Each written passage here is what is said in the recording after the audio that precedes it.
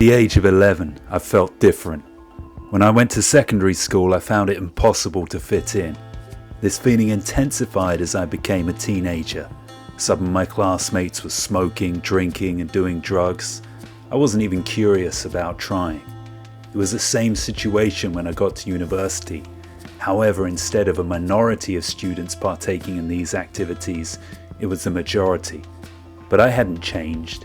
I couldn't see the appeal of going out 4, 5, or 6 nights a week and getting drunk to the point where I felt ill the next day. Then, upon entering the world of work, I couldn't have felt more different. Why did everyone accept careers where they had to work 40, 50, 60, or even 70 hours a week at jobs they didn't enjoy? Why would they sacrifice their health and vitality to make money for a company that would replace them in an instant if it improved the bottom line? It seemed soul-destroying, yet nobody questioned whether there were any alternatives. As I got older and the issue of settling down and getting married became more relevant, I once again found myself in the minority. I wondered why it was necessary.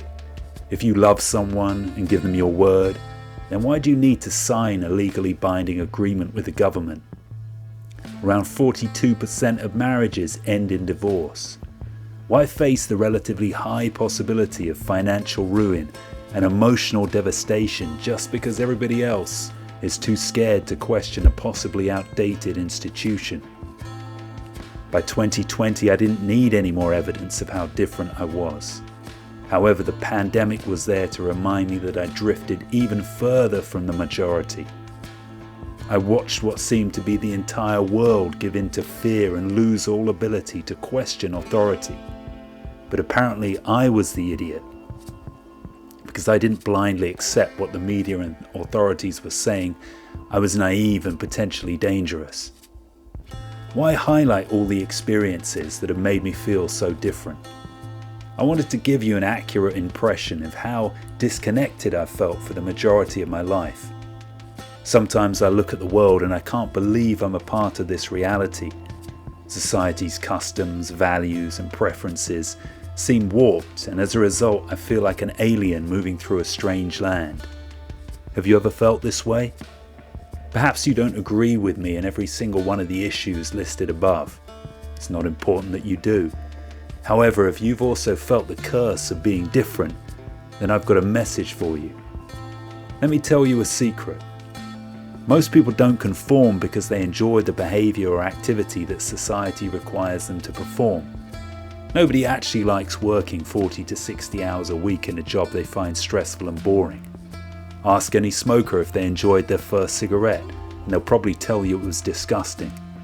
Why then do they do things that go against their nature? The answer is that most people are followers. Their primary needs are security and acceptance. They'll seek to meet these at the expense of freedom, integrity, meaning, and even happiness. When it comes to personal motivation, they live their lives moving away from what they fear rather than towards what they want. This leads them to play a role: the hard-working office employee, the diligent husband, the obedient citizen, the sociable drinker, in order to fit in.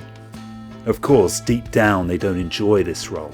However, they'll never let on because they fear being isolated and rejected if they express their concerns. Why am I explaining this? It took me a long time to gain this understanding. For all of my 20s and a part of my 30s, I had an inferiority complex. I believed there was something wrong with me for being different.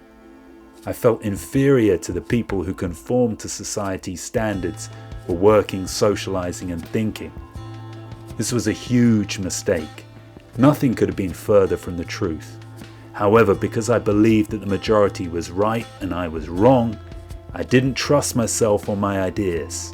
I didn't pursue my dreams with enough conviction because part of me thought I was crazy for having them. This is a terrible way to live, and a trap I want you to avoid. You must understand there's nothing wrong with you for being different. In fact, if you value these differences, you're already braver and potentially greater than the people who don't enjoy conforming, but do so because they fear rejection and isolation. It took me a long time to learn this lesson. However, now I see things clearly. Why would I ever feel inferior to people who live their lives afraid of being true to themselves? There's no reason to. Feeling different can be a curse or it can be a blessing. If you allow your differences to create bitterness or make you feel inferior, then you could spend your entire life feeling disconnected and misunderstood. However, if you realize that being different is actually a superpower, it can be your ticket to greatness. Think of all the time you'll have to pursue your dreams by not wasting your life socializing in ways you don't enjoy. Think of the confidence you'll develop by believing in yourself despite being in a minority of one.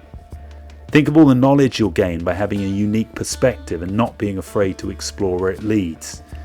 At times, being different can be isolating, heartbreaking, and intimidating.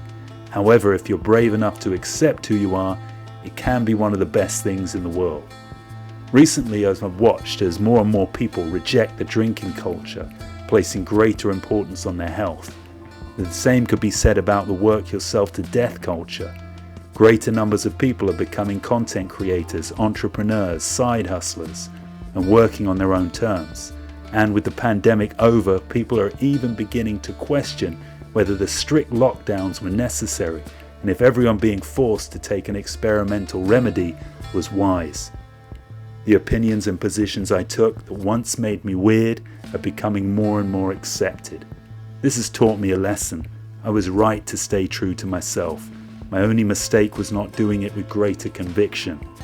I'm different, and that's okay. You're different, and that's okay.